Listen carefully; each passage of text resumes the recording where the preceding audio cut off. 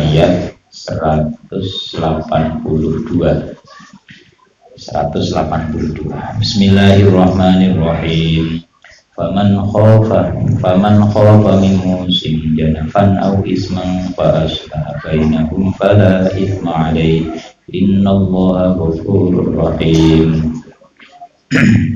Faman mongko utawi sapane wong iku khofa lamun wedi sapa man min musin saking wong kang wasiat.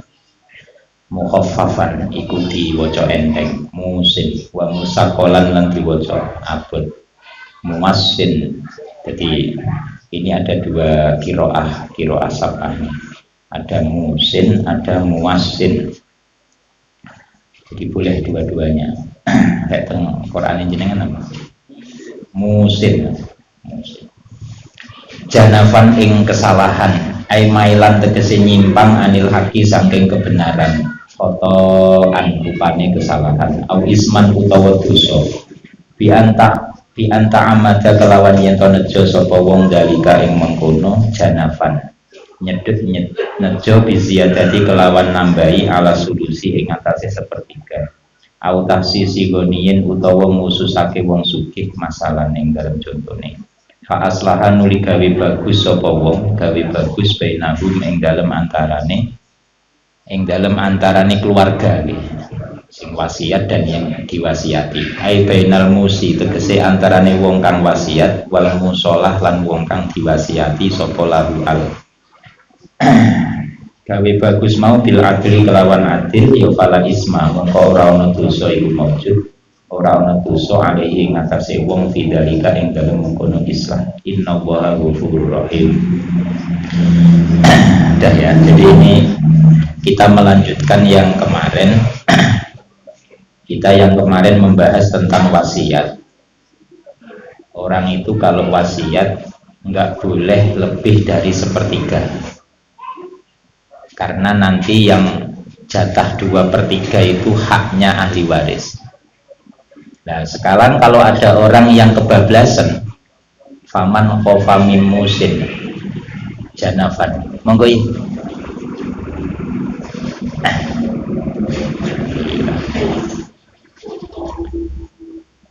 faman khofa min musin janafan, barang siapa yang orang yang wasiat tadi takut dia salah atau dosa, takut dia dosa, maka boleh damai berbuat baik. Jadi artinya begini, kalau orang yang wasiat kemarin kita membahas aturannya adalah tidak boleh lebih dari sepertiga. Nah sekarang kalau kita takut kesalahan, ternyata wasiatnya sampai lebih sepertiga, maka itu boleh damai atau minta maaf, fala isma alaihi, maka itu tidak dosa. Karena kita kan nggak tahu toh, kita nggak tahu nanti pas kita wafat itu harta yang kita wasiatkan itu sampai sepertiga atau tidak, itu kita nggak tahu. Karena nanti ya di akhir itu kita nggak tahu total harta kita itu akan berapa. Jadi makanya dalam Quran juga diantisipasi.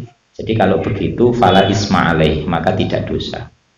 Nah ini kembali pada teori yang kemarin. Jadi teori yang kemarin, haknya ahli waris itu 2/3 harta kita. Jadi ingat ya, kita jangan wasiat lebih dari sepertiga. Jadi yang sepertiga itu bisa diwasiatkan, tapi melebihi itu berarti nabrak yang 2/3 itu nggak boleh. Itu aturan syariatnya begitu. Bahkan begini, bahkan umpama anaknya 5, wasiatnya bapak yang lebih sepertiga itu disetujui oleh 4 orang, hanya 1 anak yang nggak setuju. Pokoknya kelebihannya saya nggak setuju, harus sepertiga. Maka ini juga nggak jadi wasiat. Jadi wasiatnya harus disetujui. Kalau lebih dari sepertiga harus disetujui. Jadi ilustrasinya begini. Wasiat, umpama ini total harta, ini sepertiganya, ini 2/3. Yang 2/3 itu haknya ahli waris, hakul warosah. Nah, kalau yang ini monggo, kalau mau diwasiatkan monggo, silakan, boleh. Tapi kalau lebih dari sepertiga, berarti artinya makan jatahnya ahli waris. Nah ini harus, kalau sudah makan jatahnya harus mendapat izin ahli waris.